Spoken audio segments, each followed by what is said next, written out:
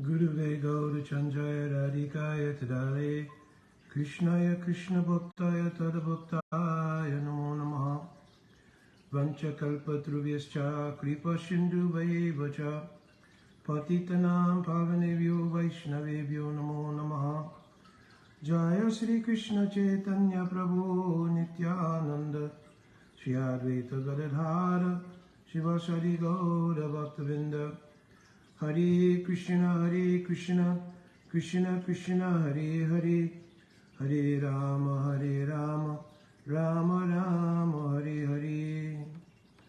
Dandavat Pranam, devotees. I first and foremost would like to beg that devotees please understand that I'm going to address a topic and I don't have any personal animosity, or I'm not interested in creating a dichotomy with those who may espouse opposite to the way that I'm going to present what I've understood Srila Prabhupada, and not only myself, I'm insignificant, but many stalwart devotees like our Srila Gaura Govinda Swami Maharaj and many other stalwart disciples of Srila Prabhupada and followers have understood Srila Prabhupada in regard to the nature of the jiva and the fact that the jivas do not fall from a direct relationship with Krishna in the spiritual world. I'm not going to get into various other theoretical ideas about where jivas do come from. I have expressed that in other videos, and I've given evidence for that in other videos. So I would also pray that no one gives an assumption to what they think I may feel as far as that's concerned, but just to concentrate on the discussion at hand and the evidence given at hand regarding this issue. I have spoken on this issue before, and if anybody has heard me speak on this forum before, they know that I generally don't like to keep reiterating topics. I particularly reiterated this topic because one devotee attended a class which I heard part of, and the devotee really wanted a response. They really wanted a counter viewpoint to that particular class and what was given as evidence and as logic. Because anytime that you're presenting any Siddhanta, there should be Guru Sadhu Sastra, but in the manner of Sastra, there should be Sastra and Sastra Yukti, which means there should both be the Sastric evidence and there should also be the logic which accompanies that Sastric evidence. So, essentially, the premise that was spoken by the person giving the class was that there was actual evidence in Srimad Bhagavatam, particularly 2 verses, which directly describe the fall of the jiva from the spiritual world. And that in Srimad Bhagavatam, this evidence, then because Bhagavatam is our root praman. Root praman means it is our foundational evidence for everything. Our Srila Jiva Goswami Pad in writing all Sandarbhas, everything, and all of our Goswami Varga in writing any Siddhant, their root reference to vet any Siddhant was Srimad Bhagavatam. So we all mutually agree that Srimad Bhagavatam is the root evidence, the spotless evidence. As Srila Vishwanath Chakravarti Thakur has spoken, Srimad Bhagavatam Amala Pramanam, that it is Amala Praman, Srimad Bhagavatam. And therefore we all mutually accept that Srimad Bhagavatam is our root evidence for anything we want to present. So the person giving the class presented that the evidence for this fall of the jiva from the relationship with Krishna in the spiritual world had 2 places of evidence in Srimad Bhagavatam. So I first want to also, before I read the evidence and then go through the Vedic process, which is to present an argument, to present a doubt, to present a Purvapaksh, means a counter argument, and then to present the Siddhant, I want to mention why it is particularly important, because there was also indication that those who did not accept this particular view and understanding were not accepting Srila Prabhupada. And this is a very dangerous statement to make, because it indicates that among the thousands of followers of Srila Prabhupada, if someone doesn't agree with how you have understood or perceived Srila Prabhupada, they have not accepted Srila Prabhupada. So for one, there is a subtle equation of that person with Srila Prabhupada. That what I've understood is axiomatically to be understood by everyone as directly Srila Prabhupada's understanding. So that's one thing that's problematic, because it'll create an obvious confusion where you find other disciples, stalwart disciples, sincere disciples and followers of Srila Prabhupada who don't, by the nature of Guru Sadhana Sastra, see according to what you've espoused. So I think a more viable position to even present what you have understood would be to say, well, this is what I understood Srila Prabhupada to say.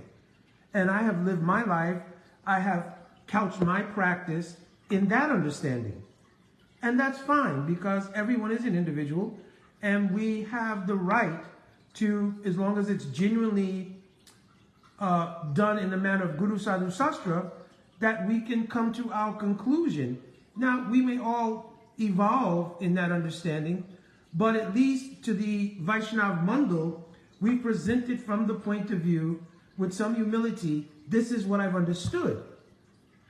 But to present that Srila Prabhupada is the backstop or backdrop of my understanding, and they are actually unequivocally one, is, first of all, as I mentioned, dangerous, but two, it's divisive, because it indicates that other disciples and followers are somehow off course because they don't align with your understanding. That's one problem among many. Okay, so let's go to the actual Siddhantic presentation itself. So the person who espoused the idea that we fall from a relationship with Krishna in the spiritual world quoted from two verses in Srimad Bhagavatam, essentially, which he says are absolute proof of this fact. So the first sort of red flag that should arise is out of 18,000 verses in Srimad Bhagavatam, out of unlimited commentary verses on Srimad Bhagavatam, out of 400,000 verses written by our Siddhantic Acharya, Srila Jiva Goswami Pad, no other evidence for this could be found except two verses in Srimad Bhagavatam.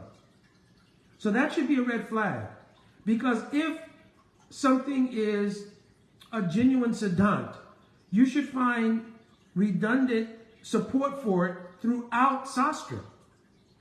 It won't be that, well, I found two gems that establish my point. It should be something reiterated in Sastra over and over again, because the nature of the Jiva's genesis in this world is obviously a big issue. So therefore, how would it be that only two verses in all of the 18,000 verses of Srimad Bhagavatam address this? Now let me additionally go now to the actual verses and show how even these two verses are not actually speaking to a historical reality of a jiva falling from the spiritual world in a relationship with Krishna. So let's look at the verses. So the first verse is quoted as Srimad Bhagavatam. I believe the first verse is going to be 52 actually. I have Srimad Bhagavatam 4:28. 53 is the second verse because I put both verses here. No, it is 53, I'm sorry. But I just separated the Sanskrit so I could actually read that out, because especially he quoted the Sanskrit, and the person has studied Sanskrit language, so they were giving indication that these are the meanings of certain words. So, api smarasi cha atmanam avigyata shakam shake hitva mam. This is the emphasis the person gave. Hitva mam padam anvichan boma bhoga rato gataha. So he gave emphasis to hitva mam padam. So hitva means to give something up. So in the English it says, The Brahmin continued, "My dear friend, even though you cannot immediately recognize me, can't you remember that in the past you had a very intimate friend? Unfortunately, you gave up my company and accepted a position as enjoyer of this material world." So the backdrop here, first of all, is this is all part of the narration of Narada Muni's discussion with Maharaj Prachinabhari. And in order to explain what is the science of the soul, Atma Tattva, to Maharaj Prachinabhari, he gave a narration of a story with a allegorical personality named Puranjan, right? Purajan. Purajan really means a person residing in a city. So this Purajan was a person residing in the city of 9 gates, which represents the senses, etc., etc. So you can reference this in the 4th canto in the story of Narada Muni's Samvad, or discussion with Maharaj Prachinabhari, and the story of Puranjana. So, here the Brahmin is allegorically represented as actually Bhagavan, because in the narration of the story, actually Puranjan comes to the point of his death, but having been absorbed in thinking of his wife, he took birth in a female body. In that female body, again, he becomes married, and then the husband of that female now dies, and in great distress, that female is lamenting. This Brahmin appears before the female, who's the reincarnation of Puranjan, and again reiterates and explains the science of Atma Tattva. As part of that explanation, it has come to this point where the Brahmin, who is Sri Krishna himself in disguise, allegorically speaking here, has spoken to the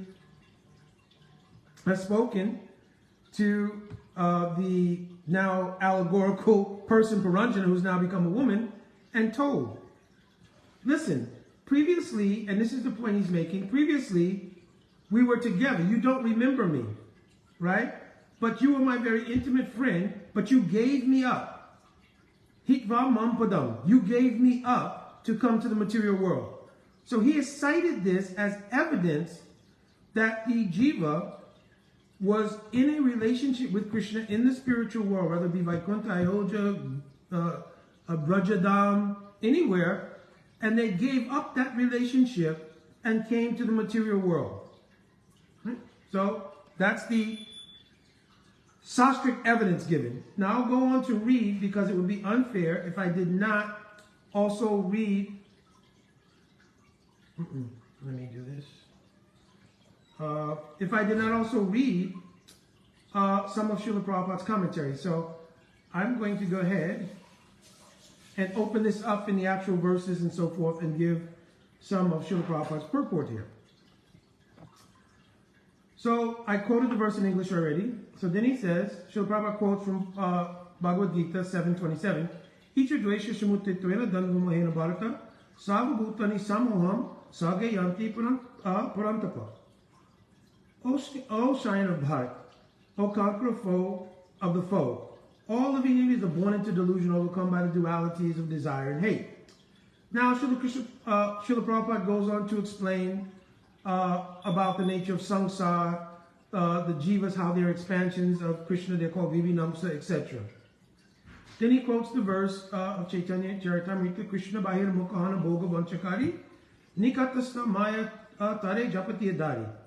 And so Srila Prabhupada gives then, related to the ontological presentation, the allegorical presentation, Srila Prabhupada then describes the ontological reality of the nature of the soul in relation to Krishna. So he says the natural position of the living entity is to serve the Lord in a transcendental loving attitude. When the living entity wants to become Krishna himself, or to imitate Krishna, he falls down into the material world. So now you have both the verse, and you have Srila Prabhupada speaking here in language that appears to completely support exactly what that person who gave the class is espousing. Literally. Since Krishna is the Supreme Father, his affection for the living entity is eternal. When the living entity falls down into the material world, the Supreme Lord, through his Swangsa expansion, meaning the Paramatma, or Antarayami, keeps company with the living entity even in the material world. Then Srila Prabhupada goes on to describe again the misuse of the independence of the living entities, by that misuse is why they fall down into the material world. So far, according to the purport, according to the verse, what the person was espousing seems to be spot on. And if you read this, right, just reading this verse and the following verse I'll read, it seems like you have a complete package of evidence, both by Sastric verse and by the commentary of our Srila Prabhupada. So, in fact, let me go straight on to the next verse from there. So in the next verse, I won't quote the Sanskrit, but he goes on to say, "My dear gentle friend, both you and I are exactly like two swans. We live together in the same heart, which is just like a manasa. Manasa means like a lake, like a mental lake, so to speak. Although we have been living together for many thousands of years, we are still far away from our original home. Oh, this seems to build the case even further, that both Krishna and the living entity, and Krishna's form is super soul, along with that living entity who's now left the spiritual world, it still has not mentioned any genesis of why, except that the living entity has free will, right? But no other reasoning, like what happened? Why did you misuse your free will? None of that has been mentioned, right?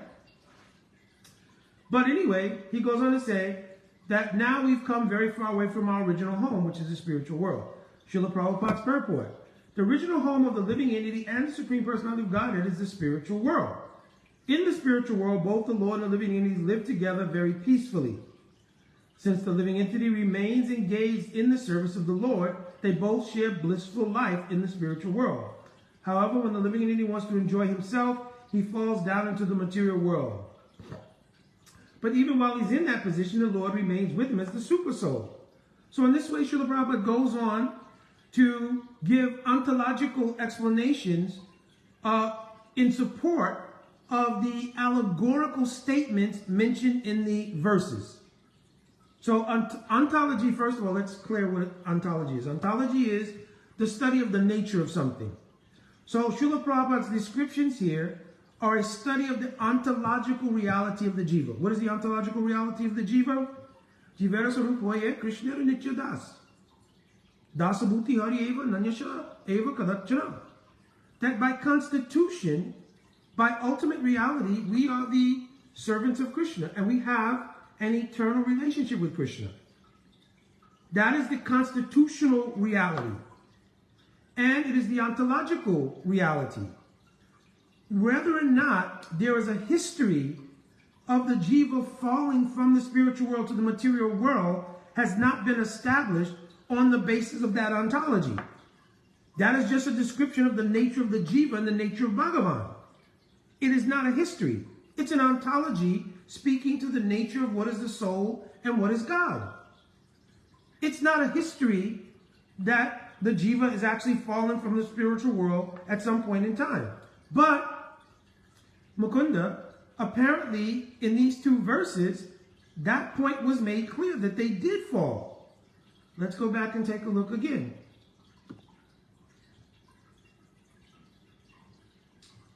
Give me a second.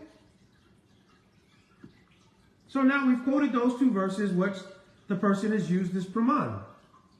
Right? So now let's look at the very concluding verse in that chapter. In the concluding verse of that chapter, Srila Prabhupada will give a purport, but first let's quote the verse. Swatam vihaya mam bhando gato brahmya matir mahim vicharan padam adrakshahi kyayanchin nirmitam striya. My dear friend, you are now my same friend. Since you left me, you've become more and more materialistic, and not seeing me, you've been traveling in different forms throughout the material world, which was created by some woman. So here, actually, this is not the verse I was referencing, but actually, Srila Prabhupada here is continuing with an ontological description. He first describes that the living entity in the material world sojourns from one life to another in different forms. And he says that this material world is created by some woman. In the purport, Srila Prabhupada will describe that he's talking about Bhagavan Shakti or Maya Devi. So that's the reference here. All right, hold on 1 second.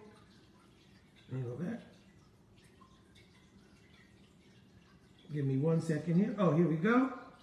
Now, the actual very last verse in that chapter is going to be Srimad Bhagavatam 4:28-65. Now Srila Prabhupada begins to bring home the context for which he was speaking, that ontology that I told you about, and he gives perspective to those verses spoken by Nard to Maharaj Prachinabhati, or in the story, the allegorical story, the section that they're in of, quote, the Brahmin who is Krishna in disguise and the woman who was formerly Puranjana. So now he's going to give context to that. So he says, Borishmane tat adyatman prokshena pradarshitam yat paroksha priyodevo. So this is very important. Paroksh means like to give an indirect description of something. And it's described yat paroksha priyodevo. Right? Krishna particularly likes to hear, or God particularly likes to hear descriptions of his glory in Parokshvad. Parokshvad means in sort of indirect descriptions. Like if you will say that Krishna's face resembles the moon and his eyes resemble lotuses, right? So this way you're describing the facial features of Krishna, but using comparisons to other things. So you're giving an indirect description. You're not looking at Krishna's face, right, and directly describing, right?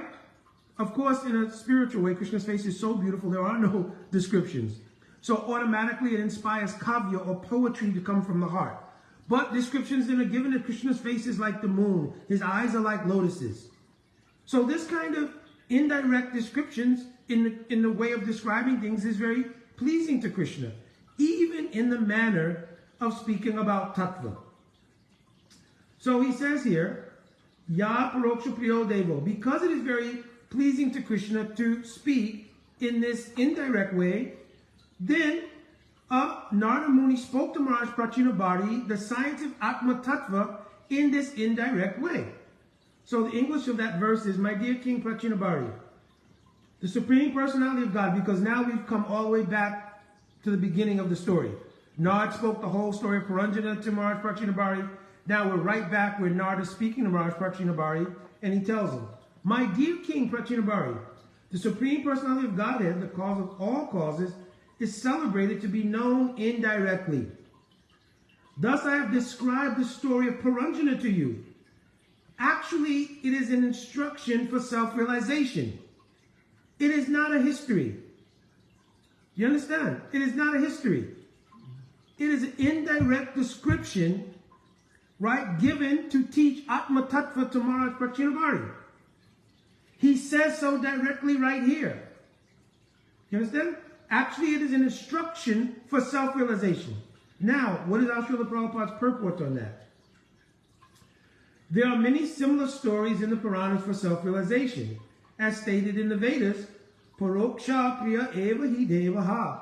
There are many stories in the Puranas that are intended to interest ordinary men in transcendental subjects.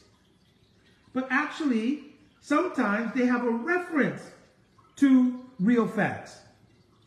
They're not historical real facts. Indirectly, they make a reference to a real fact. What is the real fact that's being referred to here? That the Jivas have a relationship with Bhagavan, and they're meant to eternally serve Bhagavan. But it's not a reference to a fact that the Jivas fell from the spiritual world. And as we go on, that is going to become crystal clear. Let me pick up where I left off. Oh, they are not to be considered stories without a purpose. Some of them refer to historical facts, not this one. Like you can have stories like about, let me see, like the story of Anusuya, the wife of Atri Rishi, and how the demigods came to her, and in her chastity, to prove her chastity, she did certain things. So there are certain things which are narrations, but they're actually historical facts. So the question is this a historical fact or not? That's our question. That's what we're looking for. Is this a historical fact, or was this a narration just to teach the point of self-realization? One should be interested, however, in the real purport of the story. Whether it's a historical fact or not, we want the purport.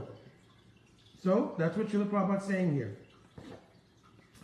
Indirect instruction is quickly understandable for a common man. Factually, the path of Bhakti Yoga is the path of hearing directly about the pastimes of the Supreme Personality of Godhead, Shravanam, Kirtanam, Vishnu. But those who have not yet developed interest in hearing directly about the activities of the Lord and who cannot understand them can effectively hear such stories and fables. Listen to the purport of Srila Prabhupada. Such stories and fables as this one narrated by Narada Muni. Okay? Let's keep going. In the very next verse, in a second, which is going to be the very first verse of chapter 29. So it's going to be 4:29, verse 1. I'll just read the English. King Prachinabhari replied, "My dear Lord," speaking to Narada Muni here, right? He's addressing Narada Muni, "My dear Lord," right? "We could not appreciate completely the purport of your allegorical story of King Puranjana." Let me repeat that again. King Prachinabhari replied to Narada Muni, "We could not appreciate completely the purport of your allegorical story of King Puranjana. Actually, those who are perfect in spiritual knowledge can understand. But for us, who are overly attached to fruitive activities, to realize the purpose of your story is very difficult." So here is the key word. Maharaj Prachinabhari is now telling Narada Muni, because we have some involvement in material life, even though you took the absolute truth and made a indirect description through the narrative of a story, an allegorical story, I still didn't catch it fully. Right? Then Srila Prabhupada's purport. Deluded by he quotes the verse from Bhagavad Gita, Tribhya Gunamaya Bhavir, etc. Deluded by the three modes of goodness, passion, ignorance, the whole world does not know me, who am above the modes and inexhaustible. Generally, people are enchanted by the three modes of material nature and therefore practically unable to understand that behind all materialistic activities in the cosmic manifestation is the Supreme Personality of Godhead, Krishna. Generally, when people are engaged in sinful or even pious activities, they are not perfect in knowledge of devotional service. Listen carefully. This is Srila Prabhupada's purport. Listen carefully. The allegorical, let me go over that again. The allegorical story narrated by Narada Muni to King Bharishman, who's the same as Maharaj Prachinabhari, is especially meant to engage conditioned souls in devotional service. So what is the purport of telling an allegorical story? Excuse me. What is the purport in telling an allegorical story? To get people to engage in devotional service. Therefore, Srila Prabhupada has just now established that the precedent of using allegory or narrative to help people engage in devotional service prior to their maturation to understand Siddhanta and the truth, it is fine to use allegory. But he's clear that this is not a history and this is not a Siddhanta. It is an allegory to help Maharaj Prachinabhari understand what is Atma Tattva or Jiva Tattva. Let me go on. The entire story narrated allegorically, he again emphasizes, is easily understood by persons in devotional service. So those who are actually practicing bhakti, they can understand the intention, purpose, and nature of this allegorical story. They understand it to be an allegory, to teach Atma Tattva. They don't accept it as a siddhant on the history of the jiva. But those who engage in devotional service, let me see. The entire story is narrated allegorically. It is easily understood by persons engaged in devotional service. But those who are engaged not in devotional service, but in sense gratification, cannot perfectly understand it. This is admitted by Maharaj Prachinabhari. So Srila Prabhupada is admitting that even when you tell somebody allegorically or by narrative, they still may not catch on if they have not come under the shelter of devotional service. Now, let's take that as a part one, right? Because now I still would have to establish that the thousands of followers and disciples of Srila Prabhupada who don't accept we fell from the spiritual world, they also need some praman for this. So there's an unlimited praman, but I'm going to go and give a couple of very important references that anyone can look up. So in the 7th canto of Srimad Bhagavatam, right? I did not put those numbers down, did I? Anyway, I will look up those numbers right after this and I'll give them to you. I think it is 7.1, perhaps 34 and 35. 7.1, 34 and 35. But let me go through the verses. When Narada Muni was speaking to Maharaj Yudhisthira, and he was describing the fall of Jai and Vijay, when he explained to Yudhisthira Maharaj that they had been cursed by the 4 Kumaras and that they fell from Vaikuntha, this was the response of Yudhisthira Maharaj. Shri Yudhisthira Vacha, Kitrasaha Kasya Swasa Va Swapo. The Kitrasa means how, or an attempt to understand it. Kitrasaha Kasya, how is it possible? Va Sap, Sap means a curse. How is it possible that any kind of verse, or what kind of curse is really the question he's asking? What kind of curse, Haridasa Abhimashanaha, can curse those who are Haridasas, eternal associates of Bhagavan? What kind of curse can affect them? Asradeya Ivavati, Hariyakantinam Bhavaha. Those who are kantik in their Haribhav, their Haribhakti, there is no curse that can affect them.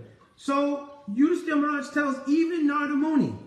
So this is a very important point, because sometimes we accept things because we look at someone as an authority.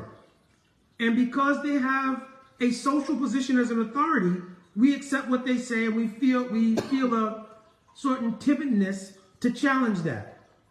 But here, Maharaj Yudhisthira, who's the emblem of Prabhupada Dharma, understanding the glory of Narada Muni, still when he heard Narada Muni say something that didn't align with Sastric principle, he said, Asradeya eva bhavati. Certainly I cannot accept this.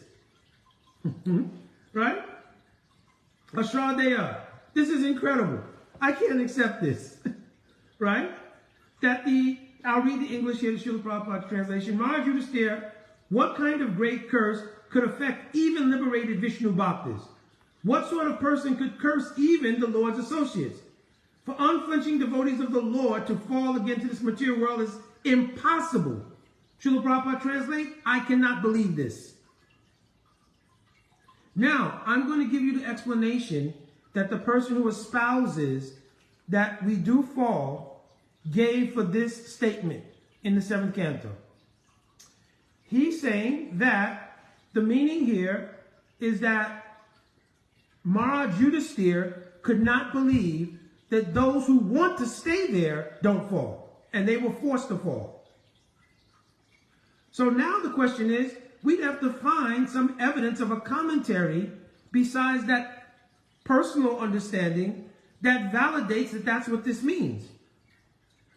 If this is what Srila Prabhupada meant, it certainly will be in his purport. That what this means is that those who don't want to fall, don't fall.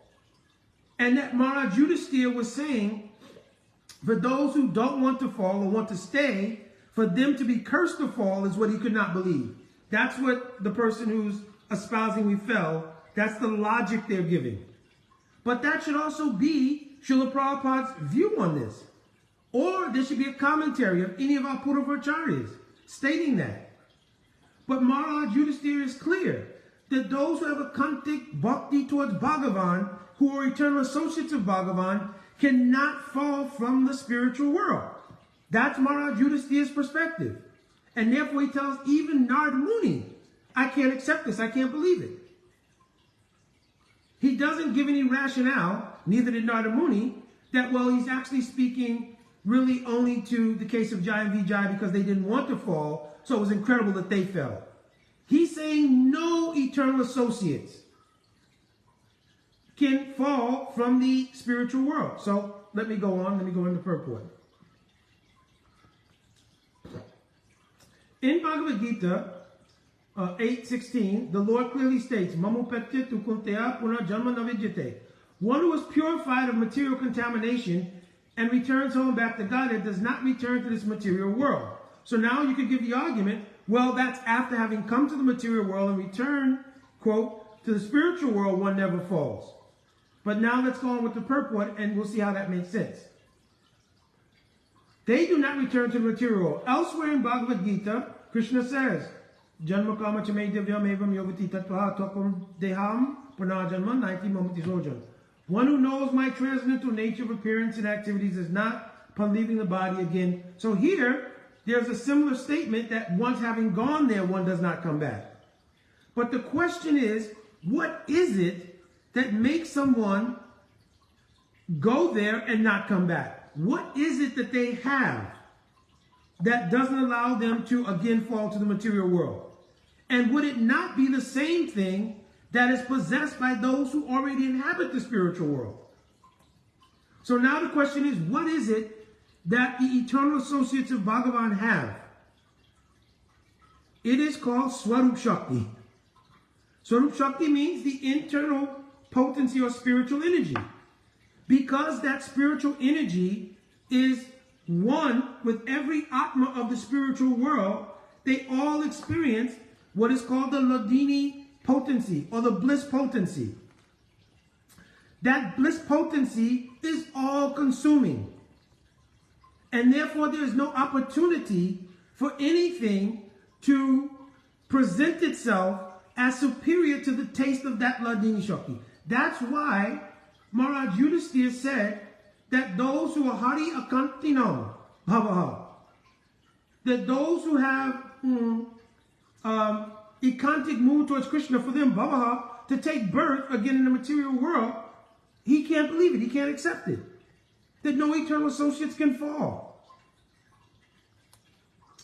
Then he says, listen, Tehindri Shuhinam Vaikuntha Pura Vashinam. Those who are Vaikuntha Vasis, who live in the eternal spiritual world, Deha Indriyeshu Ahinam. They don't have material inebrities or contaminations in their form. So from where would material contamination have arisen to cause a fall from the spiritual world? Not to mention, Srimad Bhagavatam in the very first verse establishes that the spiritual world is ever free from any kind of illusion. So the fact that there's no illusion or Maya in the spiritual world, secondly, the composition of the forms in the spiritual world also are completely free from any material inebriety. What is the genesis that could make someone fall from there? Deha sambandham etat akyatum arasi. So he says, Deha sambandham. Let me read this again. Deha sambandha, in the material body, sambandham, bondage, etat, this, akyatum arasi. Please describe. So then here's the translation about Srila Prabhupada. The bodies of the inhabitants of Vaikuntha are completely spiritual, having nothing to do with the material body, senses, or life here. Therefore, kindly explain how associates of the personality of Godhead were cursed to descend in material bodies like ordinary persons. So Yudhisthira now gives opportunity to Narada Muni to describe the nature of the Leela of Jai and Vijay. He's established, don't tell me that it is ordinarily possible for Jivas to fall out of the spiritual world who are eternal associates of Bhagavan. He's not willing to accept that. But he's giving room. Yes, perhaps there is a reasoning regarding Bhagavan himself which would accommodate how an eternal associate comes to the material world. The ever-important purport of our Srila Prabhupada. The significant question would be difficult for an ordinary person to answer. But Narada Muni being an authority, could answer it. Therefore, Maharaj Yudhishthira inquired from him, saying, Etat Aptitu Marasi, only you would be able to explain the reason. From authoritative sources, it can be discerned. Srila Prabhupada is saying, from all authoritative sources, it can be ascertained, or discerned, that associates of Lord Vishnu who descend from the Vaikuntha do not actually fall. Maybe I'll repeat that 50 times, right? It can be discerned from authoritative sources, which means all the writing of our Purvacharyas, all of the Sastra Praman, etc., including our Srila Prabhupada. It can be discerned from the authoritative sources that associates of Lord Vishnu, what to speak of Lord Krishna, Lord Ram, or any other manifestation of Bhagavan in their abode, it can be discerned that the associates of Lord Vishnu who descend from Vaikuntha do not actually fall. They come with a purpose of fulfilling the desire of the Lord, and their descent to this material world is comparable to that of the Lord. So if you suggest that jivas fall from the spiritual world, Srila Prabhupada is equating that with suggesting that Bhagavan himself can fall out of the spiritual sky. Let me say it. I'm not saying, Srila Prabhupada is saying. They come with a purpose of fulfilling the desire of the Lord, and their descent to the material world is comparable to that of the Lord. The Lord performs so many leelas coming to the material world. It is a leela. It is not a fall. Unless we start down the completely opposite Dantic track, that actually we are all here because we're performing a leela.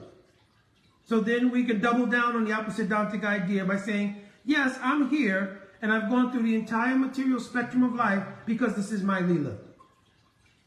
So you can say like that. My suggestion would be to sit down and chant innumerable rounds and pray for mercy that some light should shine in your mind. Okay. Let me go on with Srila Prabhupada's purport.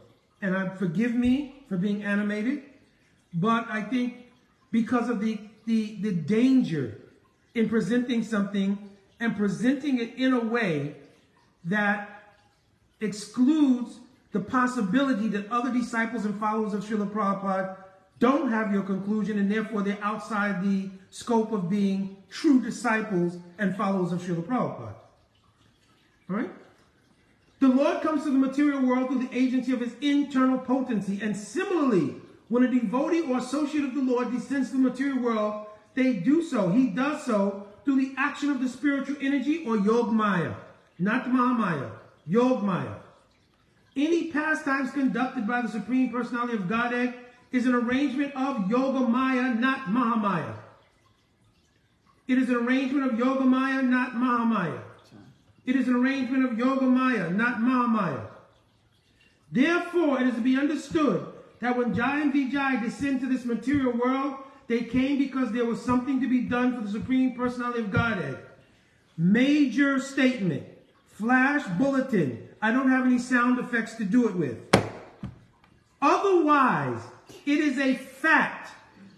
Otherwise, it is a fact that no one falls from Vaikuntha. Otherwise, it is a fact that no one falls from Vaikuntha. So here Srila Prabhupada has put to rest any misconceptions that may have arisen from allegory, from ontology. He's cleared that unless there's something to be done for Bhagavan, to come from Vaikuntha or any of the spiritual planets must be part of the Lord's Leela, and hence a feature of Yoga Maya.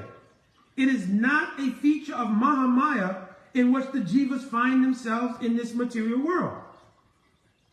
So to suggest that the jivas were originally in the spiritual world and somehow Maya entered there, or that their spiritual bodies in the spiritual world were infused with some aspect of Mahamaya, is all not sastrically or by our Purvacharyas condoned anywhere.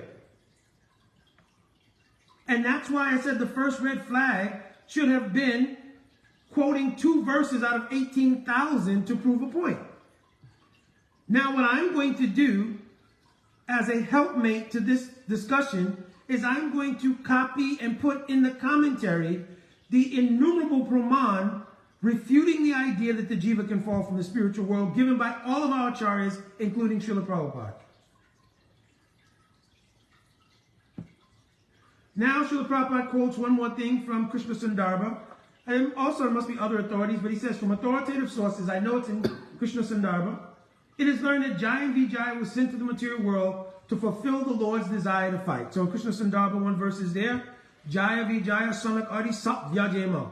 That the curse of the 4 Kumaras, Vyajema means like a pretense. So it was a lila, it was a pretense to allow the pastime of the Lord to taste Vira Ras, means the Ras of chivalry. By fighting in 3 different incarnations, there's Hiranyaksha, Hiranyakasipu, Ravan Kumbhakana, Sishupal, Damtabaka. Right? So other than that, no one can fall from Vaikuntha.